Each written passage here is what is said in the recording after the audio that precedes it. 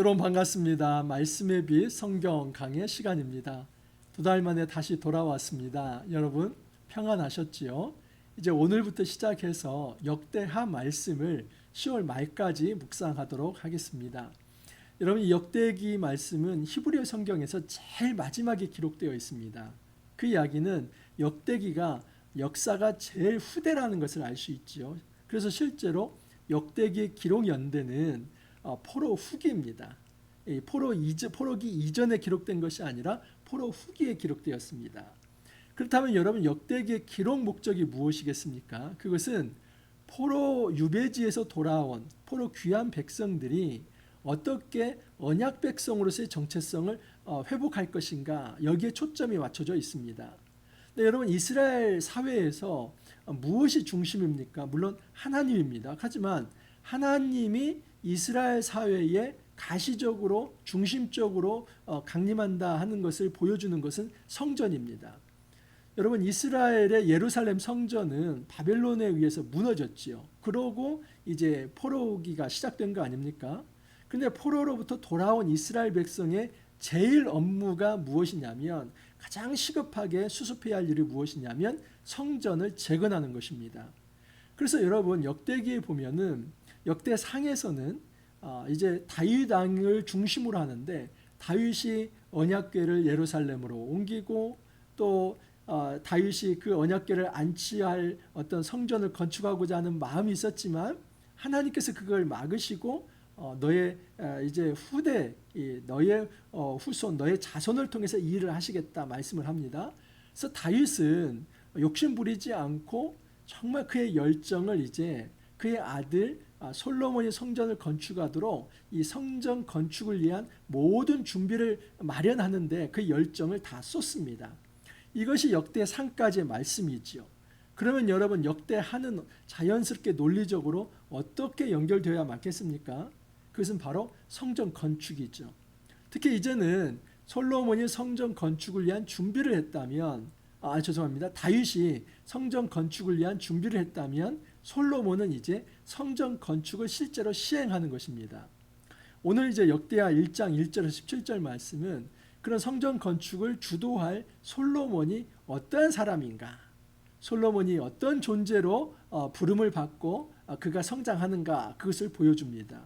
특별히 저는 오늘 말씀에서 7절에 나와 있는 내가 내게 무엇을 주랴 너는 구하라, 이 말씀을 중심으로 이 솔로몬이 이제 지혜를 구하는데 그것이 어떤 의미가 있는지 한번 살펴보도록 하겠습니다. 자, 1절을 먼저 보시면 다윗의 아들 솔로몬의 왕위가 견고하여 가며 그의 하나님 여호와께서 그와 함께하사 심히 창대하게 하시니라. 하나님이 솔로몬을 심히 창대하게 했다라고 이야기를 합니다. 여러분 하나님께서 함께 하심으로써 솔로몬은 형통합니다. 이 역대기와 열왕기의 가장 큰 차이점은 열왕기는 북이스라엘 역사가 없습니다.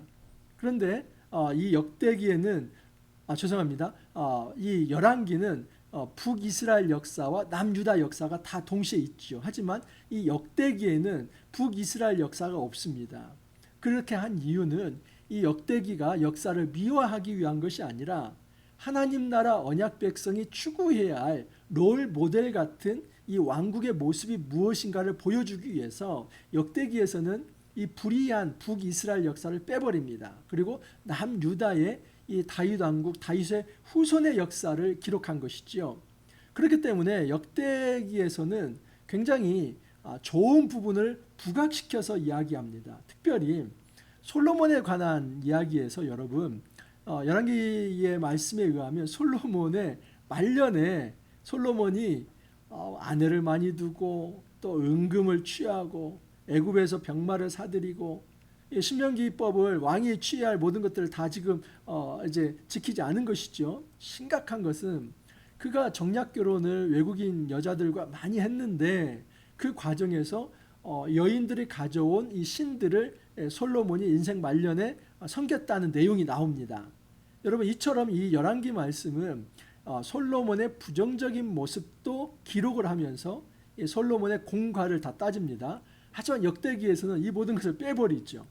이것은 역사를 미화하는 것이 아니라 열왕기 말씀에서 교훈 받을 것은 너희들이 교훈을 받아야 하고, 역대기에서는 하나님께서 어떻게 함께 하심으로 이 하나님 나라 언약 백성이 복을 받고, 또 하나님께 순종했을 때 하나님께서 어떻게 그들과 임마누엘의 하나님으로 동행하시는지 그걸 보여주기 위한 것입니다. 그래서 1절에 그걸 강조하는 것입니다. 다윗의 아들 솔로몬의 왕위가 견고하여 가며 그의 하나님 여호와께서 그와 함께하사 심히 창대하게 하시니라. 하나님이 솔로몬을 심히 창대하게 했습니다. 자, 그래서 보면은 12절 이하에 솔로몬이 창대했던 이 모습이 나오지요. 내가 내게 지혜와 지식을 주고 부와 재물과 영광도 주리라 해서 보시면 14절 이하를 보면 솔로몬이 병거와 마병을 모음에 병거가 1400대, 또 15절을 보면 왕이 예루살렘에서 은금을 돌같이 흔하게 하고 백향목을 평지의 뽕나무같이 많게 하였더라. 또 솔로몬이 이제 애굽에서 말을 사들여서 그것을 이제 햇사람들에게 이제 되파는 중개 무역을 한다. 그러니까 이 솔로몬의 좋은 면들을, 그냥 잘하는 부분들, 특히 솔로몬이 얼마나 풍요했는가 하는 것을 보여줍니다. 여러분, 다시 한번 말씀을 드리지만 역대기 말씀은 이제 유다 왕국의 역사를 미화하기 위한 것이 아니라 포로로부터 돌아온 언약 백성이 어떤 하나님 나라의 롤 모델을 지향해야 하는가, 그 어떤 롤 모델과 같은 그런 어떤 모델 이상형의 나라를 지금 보여주기 위함이기 때문에 이제 불의하고 또 부정적인 역사를 빼버리고 좋은 역사를 이제 선보여 주는 것입니다. 자, 여러분, 이 솔로몬이 이처럼 창대했을 때 솔로몬이 지금 하나님 앞에 나아가고 있습니다. 2절을 보시면 솔로몬이 온 이스라엘의 천부장들과 백부장들과 재판관들과 온 이스라엘 반백들과 족장들에게 명령하여 솔로몬이 온 회중과 함께 기브온 산당으로 갔으니, 여러분, 이 기브온 산당, 산당에 간 거니까 솔로몬이 산당 제사, 아주 이거 혼합주의 이방 제사를 드리러 간 거 아니냐 생각을 하는데, 여러분 여기에 보면 3절 이하에서 6절까지 아주 자세하게 설명이 되어 있는데, 그 당시 기브온 산당에는 모세 시대에 만든 이 장막, 모세 시대에 만든 회막이 거기에 그대로 있었습니다. 자, 그런데 여러분 이 언약궤는 어떻게 된 겁니까? 언약궤는 이제 예루살렘 예루살렘으로 옮겨지죠. 그래서 지금 원래는 이 장막의 지성소 안에 언약궤가 있어야지만 지금 기브온 산당에 있는 이 회막에는 언약궤 자체가 없는 상태이고 그 언약궤는 예루살렘으로 옮겨진 상태이죠. 그러니까 여러분 아직은 이 성소 중심의 이 중앙화가 이루어지지 않았습니다. 성소 중앙화는 사실은 나중에 후대에 요시야 시대에 이루어졌다고 보는 것이 이제 많은 학자들의 견해인데, 지금 여러분 지금 아직 성전 건물로서의 예루살렘 성전이 건축되기 전에는 기브온 산당에서도 그곳에 놋제단이 있기 때문에 그 제단에서 제사를 지내고, 또 예루살렘에서는 언약궤가 있기 때문에 그 언약궤 앞에서 하나님의 뜻도 구하는, 그래서 이 어떤 한 곳에 집중되어 있는 것이 아니라 기브온 산당과 또는 어떤 이제 예루살렘 동시에 종교적 중심이다라고 볼 수 있습니다. 자, 이것이 이제 하나의 중앙성소화가 되는 것은 솔로몬이 이제 예루살렘의 성전을 건축한 후에는 이제 그 모세 시대의 장막은 없어지게 되고 그 건물 안에 이제 지성소에 하나님의 언약궤가 이제 안치됨으로써 진정한 가장 중심, 종교 중심, 또 어떤 이제 영적 중심이 예루살렘으로 바뀌어지게 됩니다. 자, 그 전 이야기를 하는 겁니다. 4절 이하를 보면 다윗이 전에 예루살렘에서 하나님의 궤를 위하여 장막을 쳐 두었으므로 그 궤는 다윗이 이미 기란 여아림에서부터 그것을 위하여 준비한 곳에 메어 올렸고, 옛적에 훌의 손자 우리의 아들 부살렐이 지은 놋제단은 여호와의 장막 앞에 있더라. 솔로몬이 회중과 더불어 나아가서 여호와 앞 곧 회막 앞에 있는 놋제단에서 솔로몬이 이르러 그 위에 1000마리 희생으로 번제를 드렸더라. 방금 제가 설명을 드렸습니다. 그래서 회막은 기브온 산당에 있고, 그리고 언약궤는 예루살렘에 있다. 그런데 기브온 산당의 그 회막에 이 제단이 있기 때문에 그곳에서 이제 제사를 드렸다는 겁니다. 소위 여기 여러분 일천 번제가 나오는데 예전에 저희 선배 세대만 해도 새벽마다 예를 들어서 뭐 1,000원씩 또는 뭐 10,000원씩 이런 식으로 해가지고 일천 번제를 이런 걸 갖다 쓰는 경우도 있었습니다. 하지만 여러분 이 일천 번제는 지금 동시에 드려지는 것이지 일천일 동안 하루하루 이렇게 드려진 게 아니라는 거, 그걸 꼭 기억을 해야만 합니다. 자, 7절을 보면 하나님께서 이제 그처럼 하나님 앞에 겸비하고 또 하나님 앞에 온전히 경건하게 제사하려고 하는 그 솔로몬을 축복하는 장면이 나옵니다. 7절 보면 그날 밤에 하나님이 솔로몬에게 나타나 그에게 이르시되 내가 내게 무엇을 주랴 너는 구하라. 여러분 이 말씀에 저는 은혜를 받았습니다. 하나님께서 먼저 솔로몬에게 물어봅니다. 내가 원하는 게 무엇이냐? 너에게 내가 무엇을 줄 것인지 한번 대답해봐라. 저에게도 하나님께서 그런 어떤 말씀을 주신다면 참 좋겠습니다. 정말 하나님께서 나에게 이만철 목사 네가 한 가지 정말 원하는 게 뭐냐? 그렇다면 저 역시도 솔로몬처럼 주님 지혜를 원합니다. 저도 그렇게 동일하게 구하고 싶습니다. 자, 여러분 솔로몬이 얼마나 지혜롭게 대답하는지를 한번 보십시오. 여호와 하나님이여 원하건대 주는 내 아버지 다윗에게 허락하신 것을 이제 굳게 하옵소서. 주께서 나를 땅에 티끌같이 많은 백성의 왕으로 삼으셨사오니 주는 이제 내게 지혜와 지식을 주사 이 백성 앞에서 출입하게 하옵소서. 이렇게 많은 백성을 누가 능히 재판하리이까? 소위 지금 다윗이 백성들 앞에 출입한다는 것은 왕으로서 통치자로서 선다 하는 것을 의미합니다. 다윗이 무엇을 구합니까? 제가 왕으로 세워지지 않았습니까? 그러면 왕으로서 백성을 잘 통치하게 해주십시오. 그 당시에 여러분 왕의 통치권의 제일 중요한 것은 최고 재판장이 되어서 옳고 그름을 판단할 수 있어야만 합니다. 이런 재판장이 판단력이 흐린다면 어떻게 됩니까? 어떤 사람은 억울한 누명을 쓰기도 하고 또 어떤 사람은 죄를 짓고도 활개를 칠 수 있는 거 아닙니까? 그렇게 했을 때 나라의 질서는 바로 세워질 수 없습니다. 그렇기 때문에 지금 어느 나라든 어느 이제 단체든 그 최고 재판장은 가장 지혜로워야 하고 또 가장 분별력이 있어야만 합니다. 이 지혜의 핵심은 분별력입니다. 분별력이 있어야만 제대로 통치를 할 수 있다는 것이죠. 지도자가 여러분 제대로 된 분별력이 없으면 제대로 된 통치가 이루어질 수 없습니다. 제대로 된 통치가 이루어지지 않는다면 그곳에 사는 백성들이 너무나 비극적 삶을 살아갈 수밖에 없습니다. 참으로 슬픈 일이죠. 좋은 지도자 만나는 것은 복입니다. 여러분 좋은 지도자가 정말 지혜롭게 통치를 한다면 그곳에 사는 모든 이제 국가의 국민들 또 이제 이 왕국 예전을 말합니다. 왕국 때에는 이 백성들이 복을 받게 되는 것이죠. 지금 이 솔로몬은 하나님 앞에 지혜를 구하고 있습니다. 솔로몬이 다른 것을 구할 법한 거 있죠. 뭐 좀 구하고 싶습니까? 우리가 뭐 건강에 대해서, 장수 오래 사는 것에 대해서, 돈에 대해서, 또 좋은 사람에 대해서, 어떤 권력과 어떤 명예와 어떤 권세를 위해서, 국방력을 위해서 구할 것이 엄청나게 많죠. 근데 하나님이 말하는 것은 가장 원하는 거 하나를 얘기하는 것이죠. 그 핵심 줄기가 뭐냐 하는 것입니다. 사실은 여러분 솔로몬이 너무 지혜롭게 대답을 한 겁니다. 왜냐하면 솔로몬의 현재 신분은 왕이기 때문에 그에게 있어서 돈이나 또는 그에게 있어서 권력이라고 하는 것은 그렇게 중요한 문제가 아니지 않습니까?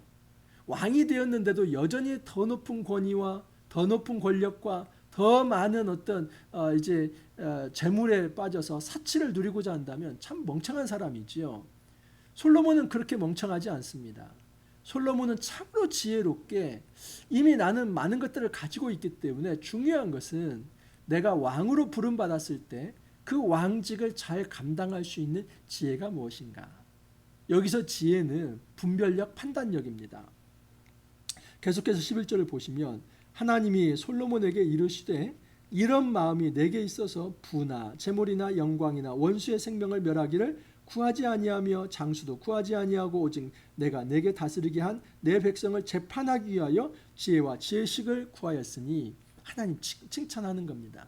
네가 어떤 건강, 장수 또는 어떤 국방력 그리고 어떤 대적을 이기기 위한 어떤 장수 뭐 이런 것들을 이제 구하는 게 아니라 정말 네가 하나님 앞에서 제대로 된 이제 왕으로서 통치를 하기 위한 이제 지혜를 구하는구나. 내가 정말 칭찬해주고 싶다. 우리 하나님이 칭찬을 하십니다. 여러분, 다윗은 제대로 된 대답을 한 것입니다. 우리가 하나님 앞에서 이 질문을 받는다면 나는 뭐라고 대답할까요? 여러분, 필요들이 많이 있지 않습니까? 주님, 돈이 필요합니다. 주님, 사람이 필요합니다. 좀 보내주십시오. 돈이 없습니다. 좀 돈도 좀 채워주십시오. 조직이 없습니다. 조직을 세워주십시오. 요즘 좀 힘이 딸리는데 건강 주십시오. 구할 거 많죠. 여러분, 필요도 많죠.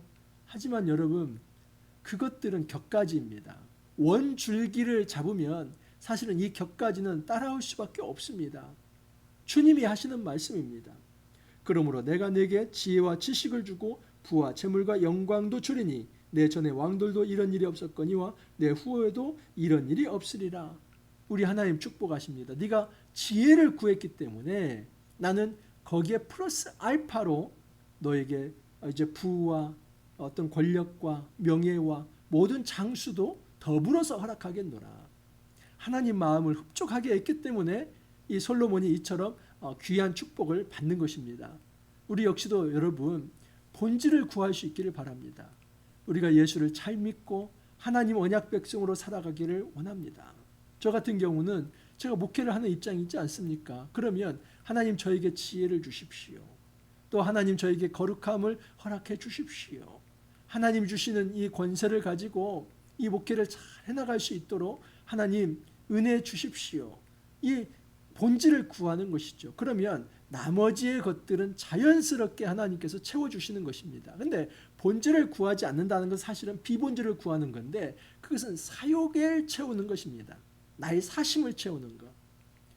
결정적인 찬스에 여러분 이렇게 나의 사욕을 채우고 사심을 채우는 것을 구하려다가 모든 것을 잃어버린다면 그야말로 바보, 어리석은 자 있지 않습니까? 우리는 그런 어리석은 자가 되어서는 안 됩니다. 자, 이제 솔로몬이 하나님이 주신 어떤 은혜에 따라서 이제 이스라엘 앞에서 이스라엘에게 이제 잘 통치했다는 내용이 13절에 나옵니다. 그리고 14절을 보면은 얼마나 형통했는가 하는 모습이 나옵니다. 병거와 마병을 모으며 병거가 1,400이요.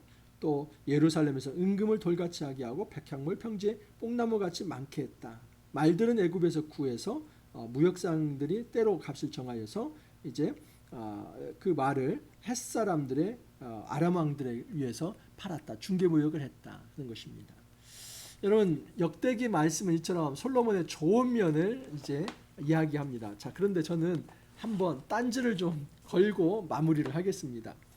열왕기상 여러분 10장을 보면 열왕기상 10장에 이런 말씀이 있습니다. 이제 솔로몬이 굉장히 많은 부요가 있다는 것. 10장 14절을 보면 솔로몬의 세금의 무게가 금 666달란트요. 그 외에 또 상인들과 무역하는 객상과 아라비아의 모든 왕들과 나라의 고관들에게서도 가져온지라. 그래서 은금이 많았다는 것. 그 다음에 26절에 보면 솔로몬이 병거와 마병을 모으며 병거가 1,400대요 마병이 12,000이요. 그래서 아주 병거와 마병도 많이 모아들였다. 또 28절에 보면 솔로몬의 말들은 애굽에서 들여왔다. 그런 얘기를 합니다. 자, 그리고 이제 11장으로 넘어가면 솔로몬 왕이 바로의 딸 외에 이방의 많은 여인을 사랑하였으니 곧 모압과 암몬과 에돔과 시돈과 헷 여인이라 하면서 근데 여기에서 그치지 않고 11장 9절에 보면 솔로몬이 마음을 돌려 이스라엘의 하나님 여호와를 떠남으로 여호와께서 그에게 진노하시니라. 여호와께서 일찍이 2번이나 그에게 나타나시고 합니다. 여러분 저는 딴지를 한번 거는 겁니다. 지금 역대기 말씀은 초점이 분명합니다. 이 솔로몬의 그릇된 과거의 역사 하나도 얘기하지 않습니다. 좋은 것만 얘기합니다. 그런데 여러분 우리는 묵상하는 입장이기 때문에 열왕기에서는 이 솔로몬의 말년이 어땠는가? 이 솔로몬이 굉장히 은금 또는 어떤 국방력 그리고 애굽에서 마병을 이제 그 병거와 마병을 많이 이제 구해 왔다 하는 거 뭐 그래서 굉장히 풍요했다. 근데 거기에 이제 정략 결혼을 통해서 많은 여인들 또 외국에서 들여왔는데 중요한 것은 그 여인들이 이 신들을 하나씩 가져오는 겁니다. 5절 이하를 보면 이는 시돈 사람의 여신 아스타롯을 따르고 암몬 사람의 가정한 밀곰을 따름이라. 솔로몬의 나이가 나이 많을 때 그의 여인들이 그의 마음을 돌려 다른 신들을 따르게 하였으므로 왕의 마음이 그의 아버지 다윗의 마음과 같지 아니하여 그의 하나님 여호와 앞에 온전하지 못하였어. 그래서 솔로몬의 말년에 솔로몬의 이제 여인들 그 아내들이 가져온 이방 여인들이 가져온 신들을 같이 섬겼다는 겁니다. 여기서 하나님이 이제 이스라엘 하나님 여호와를 떠남으로 여호와께서 그에게 진노하셨다라고 말씀을 합니다. 이렇게 열왕기야 말씀은 이제 정리를 하고 있습니다. 우리가 주의할 게 있죠. 여러분 사실 이것이 왜 문제가 되냐면 신명기 17장에 보면 왕이 취해할 것들이 자세가 있습니다. 신명기 17장 15절 이하를 보면 반드시 내 하나님 여호와께서 택하신 자를 내 위에 왕으로 세울 것이며 내 위에 왕을 세우려면 내 형제 중에서 한 사람을 할 것이요 내 형제 아닌 타국인을 내 위에 세울지 말 것이며 그는 병마를 많이 두지 말 것이요 병마를 많이 얻으려고 그 백성을 애굽으로 돌아가게 하지 말 것이니 이는 여호와께서 너희에게 이르시기를 너희가 이후에는 그 길로 다시 돌아가지 말 것이라 하셨음이며 그에게 아내를 많이 두어 그의 마음이 미혹되게 하지 말 것이며 자기를 위하여 은금을 많이 쌓지 말 것이니라. 그래서 왕은 어때야 하는 것인가 하는 것을 이미 이 모세 오경 중에 신명기에 얘기된 겁니다. 그러면 솔로몬의 말년에는 이거 다 어긴 겁니다. 병마를 많이 두지 말라고 했는데 애굽에서 수입해 왔죠.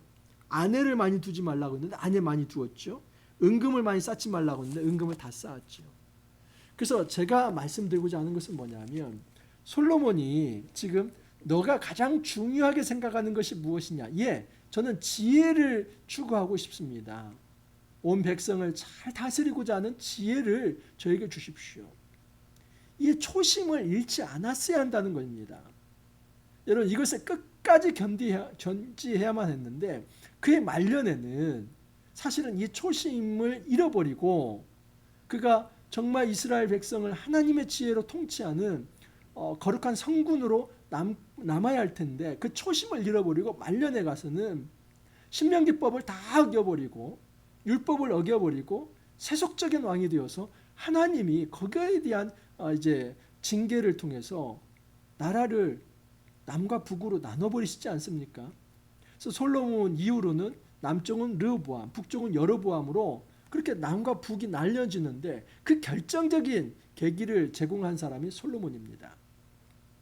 여러분 우리 삶 속에서 하나님이 무엇을 구하느냐 얘기할 때 그것은 나의 마음을 엿보는 것입니다. 네가 어떤 마음을 가지고 신앙생활 하느냐. 우리가 사욕에 빠지고 비본질에 빠져서 하나님 자체를 구하지 않는다면 하나님은 나머지 것도 다 뺏어갈 것입니다. 하지만 본질을 구하는 겁니다. 우리가 하나님 자체를 구하는 것입니다. 하나님 채워주십시오. 하나님 없이면 저는 살 수 없습니다. 하나님이 제 안에 계시면 성령이 제 안에 계시면 나머지는 다 해결될 줄 믿습니다. 그럴 때 하나님이 그래? 네가 나를 구하는구나. 나와 함께 있기를 원하는구나. 그렇다면 내가 해야 할 일을 위해서 필요한 것들을 제공해 주겠다. 이것이 하나님 나라의 방식입니다. 마태복음 6장 33절에 이것을 대변하고 있는 것입니다. 그의 나라와 그의 의를 구하면 이 모든 것을 너희에게 더하시리. 이 모든 것은 우리의 생계입니다. 우리가 생계를 구하면 하나님 나라는 저 멀리 가지만 하나님 나라를 구하면 생계까지도 책임져 주시겠다. 이것이 하나님 나라의 원리입니다. 하나님이 우리에게 네가 가장 원하는 게 뭐냐?